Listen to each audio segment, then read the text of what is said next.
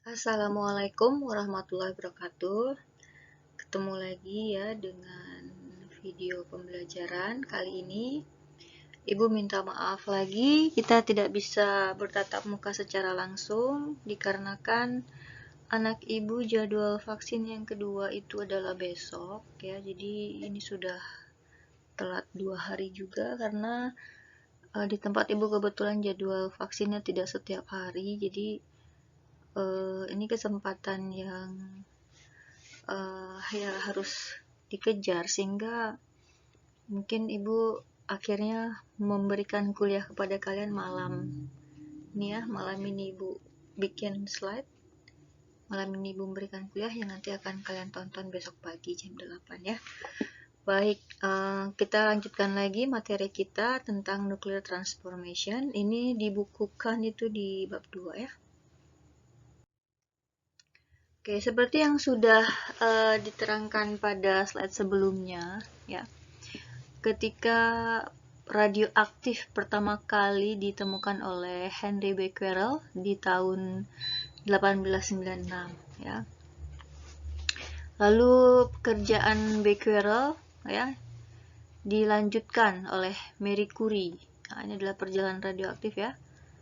Sampai tahun 1934 bersama suaminya ya, pasangannya Pierre.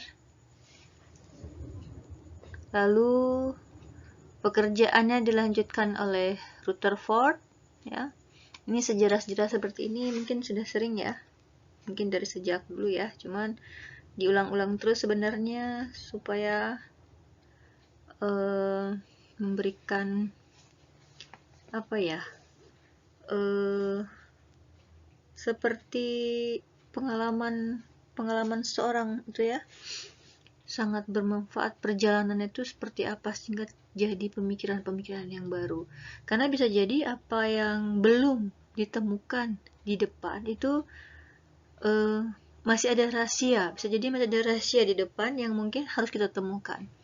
Nah, belajar dari mereka, para ilmuwan, mungkin kita bisa ya, manusia zaman sekarang bisa menemukan hal-hal yang baru lagi ya, dari perasaan ingin tahu seperti itu ya, seperti yang terjadi oleh Becquerel, Marie Curie, Pierre, dan Rutherford ya. Nah, di sini Rutherford menunjukkan bahwa terdapat sebuah material baru yang dia bisa memancarkan sebuah radiasi ya secara alamiah seperti itu ya, yang dikenal dengan nama uranium seperti itu ya. Lalu apa yang dipancarkan oleh uranium? Nah, dari sini Rutherford menemukan bahwa itu adalah sebuah partikel alfa ya. Nah, bagaimana karakter partikel tersebut ya? Kenapa dia diberikan nama alfa, lalu ada namanya beta ya, lalu ada lagi satu lagi gamma seperti itu. Nah, itu dijelaskan ya dengan percobaan-percobaan yang dilakukan oleh ilmuwan-ilmuwan sebelum kita ya. Nah, di sini kita lihat salah satu contoh sebuah eksperimen yang cukup sederhana ya. Kalau kita lihat dari segi logikanya sangat sederhana, tapi orang dulu terpikir untuk membuat seperti itu ya. Kalau memang kita pun kadang-kadang kita menemukan sesuatu yang sederhana, tapi ternyata kesederhanaan itu bisa membuat efek yang cukup besar ya, seperti yang dilakukan oleh Rutherford.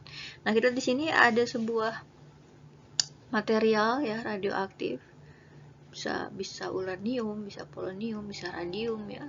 Dia adalah alamiah dari alam yang secara naturalnya dia akan memancarkan atau mengemisikan sebuah partikel ya. Lalu di sini dibungkus oleh Pb. Nah, mungkin ada yang tahu kenapa dipilih Pb? Tentu saja Pb itu berfungsi sebagai penahan radiasi ya. Jadi apabila kita simpan Pb, karena Pb itu memiliki binding energi yang cukup besar ya, energi ikatnya cukup besar, dan Pb juga mungkin sangat kuat dan rapat ya, sehingga dia tidak mudah untuk pisahkan, kisi-kisinya juga tidak mudah untuk dilewati ya karena padat, sehingga di sini partikel-partikel tersebut bisa terhalangi ya. Jadi kalau menggunakan PB itu kalau sekelas gamma pun dia bisa terserap ya, artinya tidak diteruskan, absorb masuk ke dalam badan PB ya, dan berhenti di situ. Energi kinetiknya berhenti di situ ya, sehingga tidak mengakibatkan bocornya ya radiasi tersebut ya. Nah, jadi kalau dikasih lubang, nah lubangnya itu di daerah-daerah tertentu, slit ya kita sebut ya, maka kita arahkan radioaktif itu akan masuk ke sini ya. Nah, lalu di sini Rutherford memberikan ide, diberikan sebuah medan ya. Di sini ada positif, di sini ada negatif. Nah, ternyata apa yang terjadi? Ketika ada medan positif, ternyata berkas emisi partikel yang dikeluarkan dari uranium tersebut ada yang dibelokkan ya. Ada yang dibelokkannya mendekati kutub positif, ada yang dibelokkannya mendekati kutub negatif. Nah, berarti di sini ada kecenderungan ya. Seperti seorang laki-laki memiliki kecenderungan kepada perempuan, seperti itu ya. Jadi positif dengan negatif. Sehingga di sini berkesimpulan bahwa partikel yang mendekati kutub positif itu kemungkinan dia memiliki muatan yang negatif. Sedangkan partikel yang memiliki kecenderungan menuju kutub negatif, kemungkinan partikel tersebut bermuatan positif.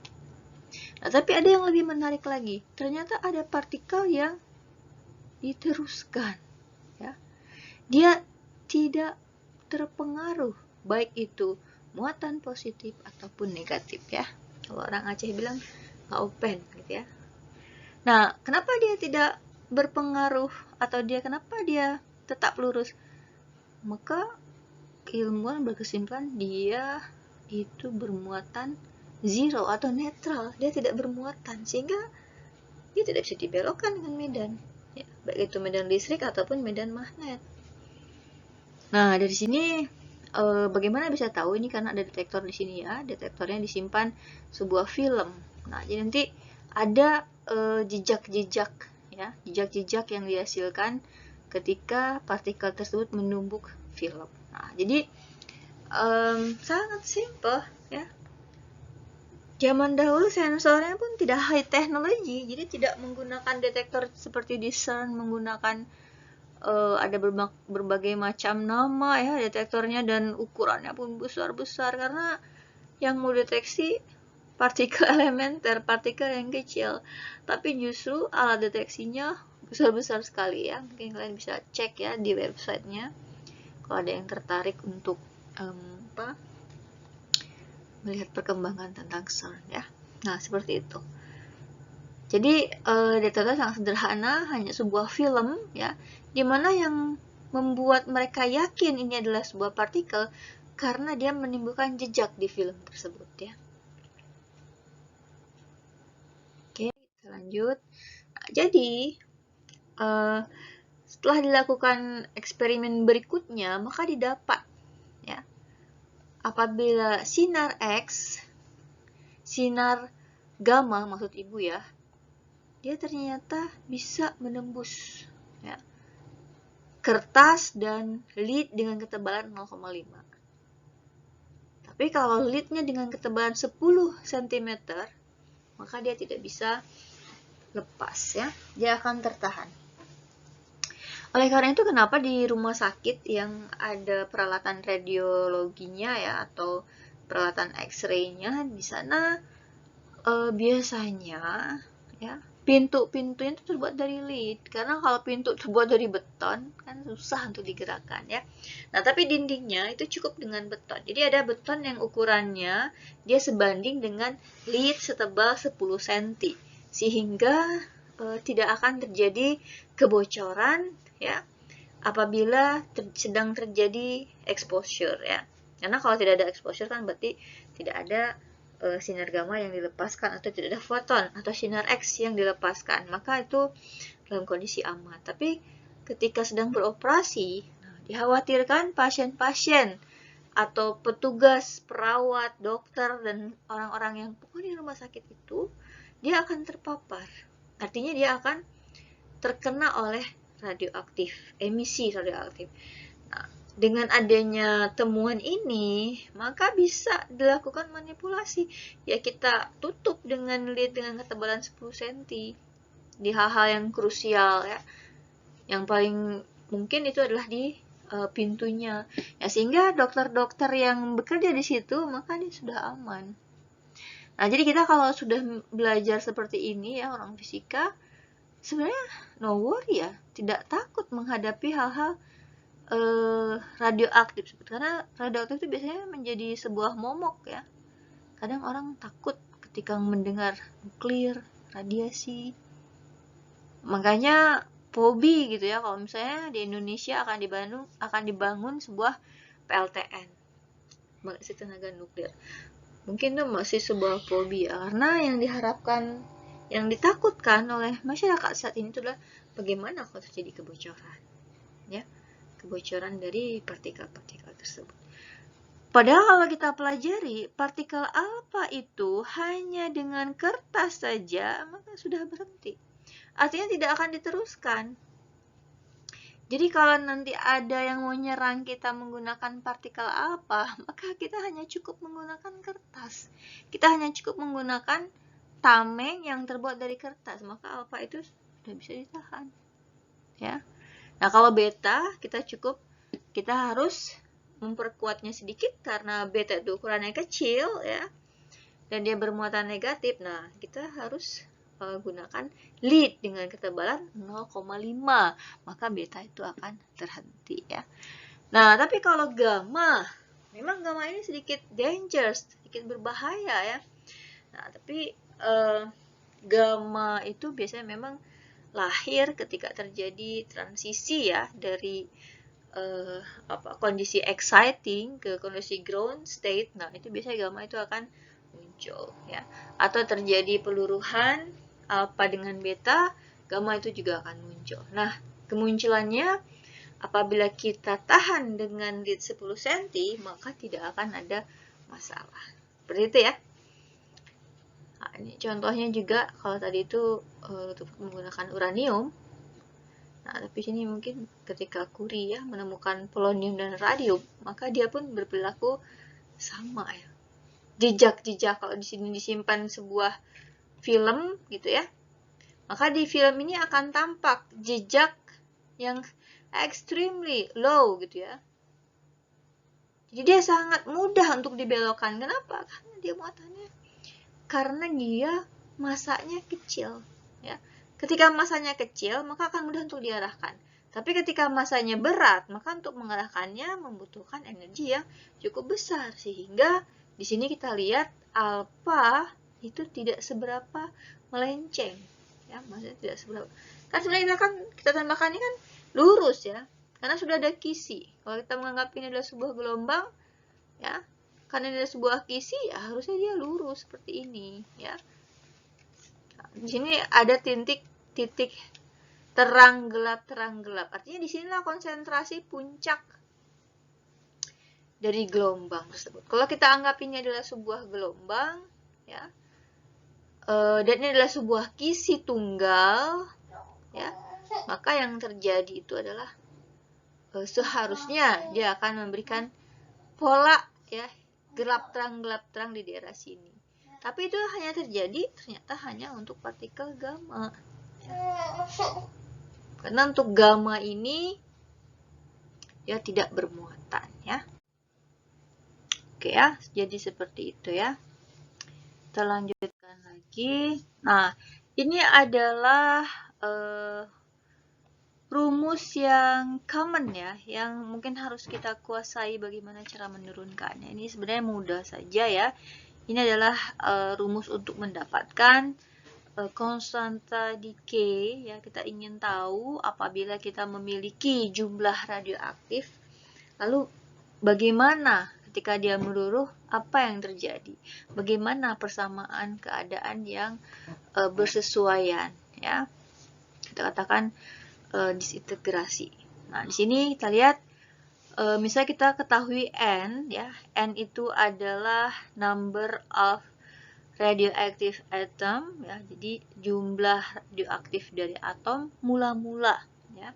Lalu lambda itu adalah konstanta peluruhan, decay constant, ya, konstanta peluruhan. Jadi konstanta peluruhan ini nanti typically akan berbeda pada setiap atom-atom, ya, atom-atom radioaktif. Lalu di sini dikatakan negatif. Negatif itu artinya dia akan berkurang, ya, menunjukkan terjadi pengurangan terhadap waktu. Bagaimana ini adalah sebuah kelajuan, ya, dari jumlah atom terhadap waktu, ya. Nah, jadi untuk menghilangkan diferensial ini, ya, caranya kita lihat di sini, ya. Kita hapus dulu.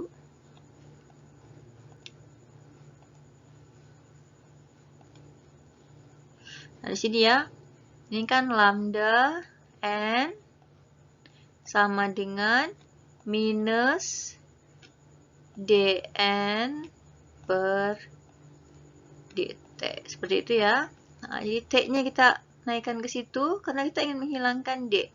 Kita ingin menghilangkan diferensial. Maka di sini adalah lambda N sama dengan minus dN. Seperti itu, ya. Oke, di sini ada, di sini ada dt, ya. Oke, sorry, ibu hapus dulu sedikit, ya. Jadi di sini ada lambda N dt sama dengan minus dN. Nah, tapi kita lihat di sini ada N, ya. Di sini ada N, maka kita bisa satukan. Maka kita dapatkan lambda dt sama dengan, karena dia ada di atas, maka di sini dia akan turun ke bawah, ya, seperti itu. Nah, jadi kita lihat di sisi sebelah kanan, ya, kanan ibu, dia hanya fungsi dari N saja, ya. Sedangkan yang di sebelah kiri tangan ibu, ya, ini hanya fungsi waktu saja. Jadi masing-masing cuma ada satu konstanta, artinya satu variabel. Sehingga setelah itu cara menghilangkan D-nya itu adalah dengan melakukan integrasi, ya. Integrasi atau integral dari sebuah konstanta, maka kita keluarkan saja, ya, konstantanya integral dt. Nah, untuk yang di sebelah kanan, kita ingat ini adalah integral dari dn per n itu, ya, itu adalah sebuah bilangan logaritmik, ln, seperti itu. Dan integral data itu adalah T, ya. Maka di sini kita dapatkan, ya, lambda T ini adalah, ini kalau misalnya belum paham bisa lihat di tabel integral. Ya, mungkin di pengantar kalkulus mungkin pernah dibuktikan, ya, cara mendapatkan ini. Ini sebenarnya nanti kalau sudah selevel kita mungkin sudah kita hafal saja, ya.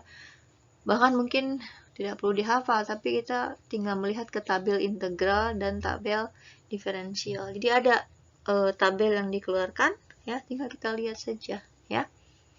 Nah, jadi di sini ln n, ya. Ini adalah ln n. Kalau ln n, lalu kita masukkan syarat batasnya, ya. Dari nilai, kalau misalnya kita anggap 0 sampai T, gitu, ya, pada waktu tertentu, ya, maka nanti kita dapatkan, karena ini N, berarti dari N0 sampai NT tertentu, ya, maka kita dapatkan batas atas dikurang dengan batas bawah. Karena kita ada negatif di sini, ya, maka kita hilangkan negatif di sini dengan cara mengalihkan dengan negatif. Kalau di sini kita kalikan negatif, maka ini menjadi plus dan di sini menjadi negatif, ya, seperti itu. Nah, kalau sudah seperti ini, untuk menghilangkan ln, maka gunakan E pangkat. Nah, itu ya. Jadi ini manipulasi matematika saja, ya. Kalau ini ada E pangkat, maka di sini pun kita buat E pangkat. Maka nanti ini akan sama dengan ini. Kan gitu ya? Ini kalau ibu lihat ini pelajaran SMA. Ini anak ibu nih memang SMA ya, kelas 1. Jadi setiap ada PR itu biasa dia akan tanya sama ibu ya. Jadi ibu mau gak mau tahu gitu, oh level SMA udah seperti ini gitu ya. Nah, jadi persamaan-persamaan pangkat ini memang sudah dipelajari di SMA kelas 1 ya. Nah, jadi karena kalau bilangan dasarnya itu sama, maka pangkatnya itu pasti sama. Nah, itu logikanya seperti itu ya. Jadi kalau kita punya seperti ini, kalau kita ingin menghilangkan ln yang ada, kalau ini kan fungsinya menghilangkan diferensial, menghilangkan turunan ya. Nah, kalau ini kita ingin menghilangkan ln-nya. Nah, ya, maka kita gunakan E seperti itu. Maka ini E pangkat sekian, E pangkat sekian. Ini ln n min ln n 0. Nah, kita tahu di sini pangkat yang negatif itu artinya pangkatnya ada di bawah. Kan gitu ya. E A min B. Ini kan berarti akan sama dengan E pangkat A, E pangkat min B. Ya kan? Karena A dan B itu pangkatnya itu bilangan dasarnya sama, yaitu E, maka A dan B bisa ditambah seperti ini. Gitu ya. Nah, sekarang kalau A-nya itu adalah ln NT dan B-nya adalah min ln N0, maka kita bisa dapatkan dia menjadi E pangkat ln NT, E pangkat min ln N0. Kita tahu kalau pangkat min itu artinya kita pindahkan ke bawah supaya minnya hilang ya. Jadi kita dapatkan E ln NT per E ln N0 ya. Lalu setelah itu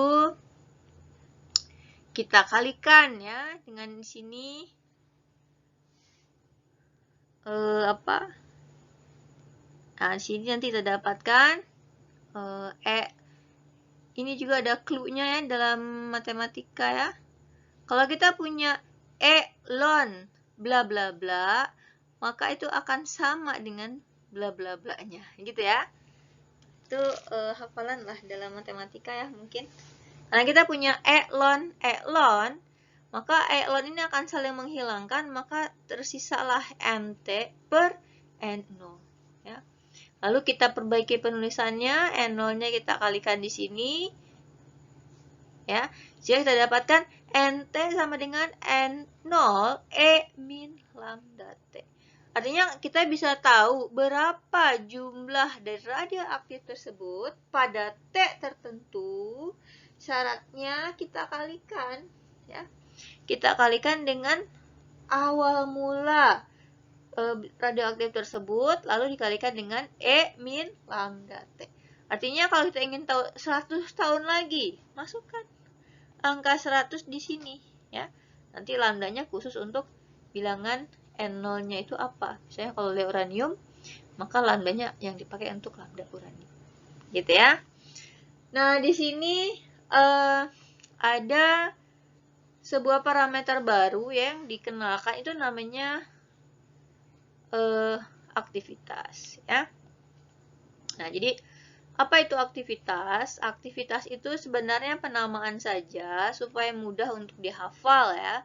Jadi A itu adalah di sini lambda N, lambda dikalikan dengan N, itu kita namakan aktivitas. Maka kita back to this equation ya. Maka kita kalikan saja dengan lambda kanan kirinya ya. Kalau ini kita kalikan dengan lambda, ini kita culik ya. Kita culik bawa ke sini. Jadi NT sama dengan N0, E pangkat min lambda T. Lalu kita kalikan dengan lambda, kita kalikan dengan lambda. Kan kita harus adil ya. harus adil seadil-adilnya. Kalau di sini dikalikan dengan lambda, maka di sini pun harus kita kalikan dengan lambda. Karena kalau cuma satu itu menjadi merubah persamaan. Tapi kalau dua ini kan bisa dicoret. Ketika dicoret kan habis, ya. Nah, tapi kita kalau menambahkan lambda maka timbul definisi baru yang menjadi bagian namanya adalah A atau aktivitas, ya. Sehingga kita dapatkan akhirnya itu adalah aktivitas sama dengan aktivitas mula-mula dikalikan dengan E min lambda T. Ya. Ini adalah konversi dari Becquerel ke Curie. Seperti itu.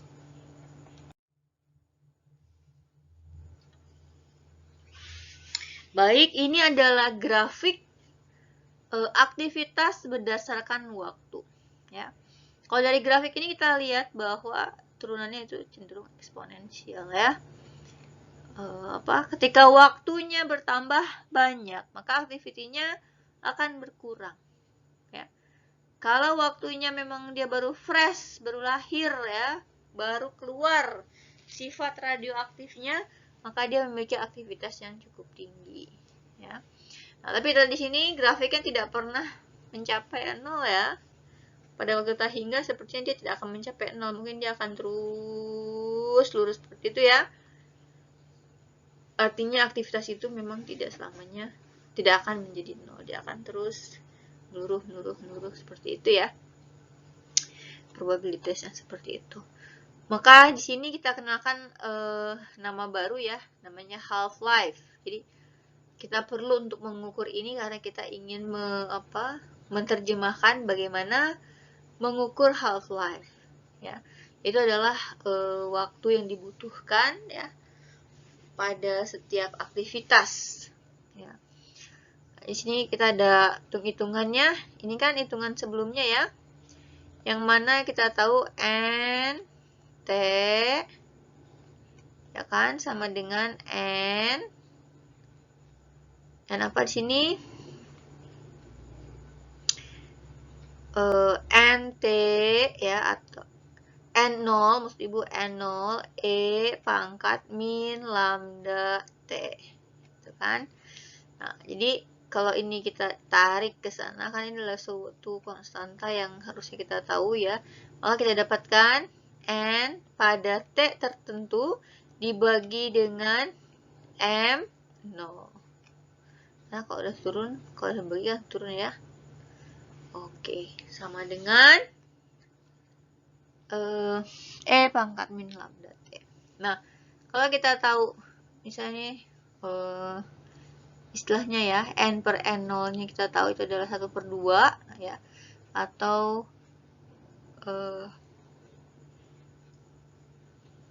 kita ketahui aktivitasnya itu adalah aktivitas dibagi dengan A0 sama dengan 1/2. Maka kalau ditanyakan berapa waktu paruh T setengahnya, maka kita lakukan seperti ini, ya. Kita masukkan seperti ini, maka kita dapatkan persamaan sebuah bilangan tadi itu adalah ln 2 dibagi dengan lambda, ya, atau 0,693 dibagi dengan lambda. Nah, jadi selain half-life, ya, waktu hidup, ya, juga ada juga yang namanya mean or average life, ya. Jadi mungkin ini menarik juga untuk dibahas, ya, setelah adanya program PKKM di jurusan fisika, maka kita mungkin ingin menghitung, ya, berapa rata-rata kelajuan hidup, ya, dari orang-orang. Itu mungkin menarik. Maka kita dapatkan di sini, ya, N0. Di sini ada T-nya, waktunya, ya. Ini TA itu adalah sebuah persamaan lain, ya, di mana kita dapatkan TA-nya itu adalah, ya, ini itu adalah 144 dikalikan dengan T setengah, ya. T setengahnya itu adalah yang sudah kita dapatkan, 0,693 dibagi dengan lambda.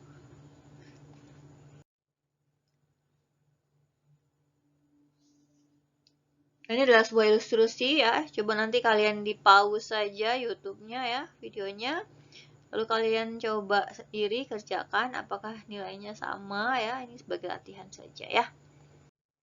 Dan juga ada ilustrasi kedua. Silahkan dicoba. Oke, selanjutnya kita lihat ini ada dua jenis radioaktif yang sudah dalam keadaan equilibrium ya atau keseimbangan, yaitu ada dua jenis ya, ada transient, ada secular ya. Jadi kalau transient itu apabila orang tuanya tadi ketika dia mengalami peluruhan dia lebih pendek daripada anaknya. Sedangkan kalau secular orang tuanya memiliki waktu yang lebih panjang daripada anaknya. Jadi ada 4 mode ya peluruhan radioaktif, yaitu adalah alpha, beta, ada AC, electron capture, ada IC, yaitu internal conversion ya. Jadi ini yang transient ya, dan ini adalah secular. Jadi kalau parents itu adalah molybdenum ya, maka waktu hidup dari parentnya itu lebih pendek ya daripada anaknya. Dia dengan waktu sebentar saja dia sudah lurus kembali ya. Berbeda dengan secular, parentnya itu lebih panjang daripada anaknya. Grafiknya menjadi seperti ini ya. Dan ini ada series yang terkenal, ada 4 series dari thorium, neptunium, uranium, dan actinium ya. Ini adalah tipe-tipenya. Dan ini tingkat kestabilannya akhir ya. Dan ini waktu paruhnya. Dan kalau kita lihat di sini, ini adalah perjalanan ya dari thorium diantaranya, dan di bawah ini adalah dari uranium, dia kembali juga ke thorium, tapi thoriumnya 230 ya, dan semua akan berakhir di Pb. Nah, ini adalah deret-deret peluruhan radioaktif yang ada di alam yang terkenal, yaitu thorium dan uranium. Dan sekarang thorium dan uranium itu menjadi kandidat sebagai bahan baku reaktor nuklir ya.